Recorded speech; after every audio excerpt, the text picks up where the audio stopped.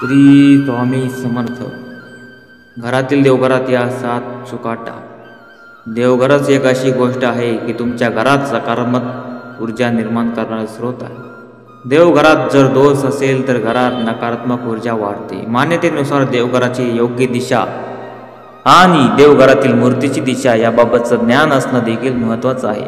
वास्तुशास्त्रानुसार जर देवघर योग्य दिशेला नसेल तर तुम्ही एकाग्रतेने पूजा अर्चना करू शकत नाही, तसंच इच्छित फळही प्राप्त होत नाही असं म्हणतात. त्यामुळे देवघराबाबत काही वास्तू टिप आहेत, त्याचं पालन करणं गरजेचं आहे. नंबर 1, वास्तुशास्त्रानुसार देवघर योग्य दिशेला असणं गरजेचं आहे. जर देवघर योग्य दिशेला नसेल तर लाभ प्राप्त होत नाही. देवघर नेहमी उत्तर किंवा ईशान्य दिशेला असावं. वास्तुशास्त्रानुसार दक्षिण किंवा पश्चिम दिशा अशुभ मानली जाते. तसंच देवघरात 2 शंख एकत्र कधीच ठेवू नयेत. नंबर 2, वास्तुशास्त्रानुसार देवघरात कधीही तडा गेलेल्या मूर्तीची स्थापना करू नये, कारण ते अशुभ मानलं जातं. इतकंच नव्हे तर तडा गेलेल्या मूर्तीची पूजा केल्यानं देवता नाराज होतात असं म्हटलं जातं. नंबर 3, वास्तुनुसार देवघर कधीच स्टोअररूम, बेडरूम आणि बेसमेंटमध्ये नसावं. देवघर नेहमी खुल्या जागेत असावं.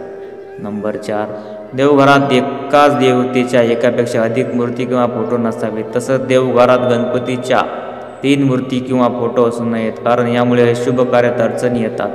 तसंच मूर्ती आणि फोटो योग्य दिशेला ठेवण्याचंही ज्ञान असणं गरजेचं आहे. देवघरात भगवान हनुमानाची जास्त मोठी मूर्ती ठेवू नये. भगवान हनुमानाची नेहमी छोटीशी मूर्ती असावी. तसंच बजरंग बलीची बैठी मूर्ती असणं शुभ मानलं जातं. यासोबतच शिवलिंग देखील देवघरात असायला हवं. नंबर 6, देवघराजवळ कधी शौचालय बनवू नका. अनेकदा बरेच लोक स्वयंपाकघरात देवघर बनवतात, पण वास्तुनियमानुसार स्वयंपाकघरात देवघर असू नये. असं केल्यानं देवी लक्ष्मी नाराज होते. नंबर 7, देवघरात देवी देवतांच्या नेहमी हास्यभाव असणाऱ्या प्रतिमा असाव्यात. क्रोधित रूपातील फोटो किंवा मूर्ती ठेवू नये, ते अशुभ मानलं जातं.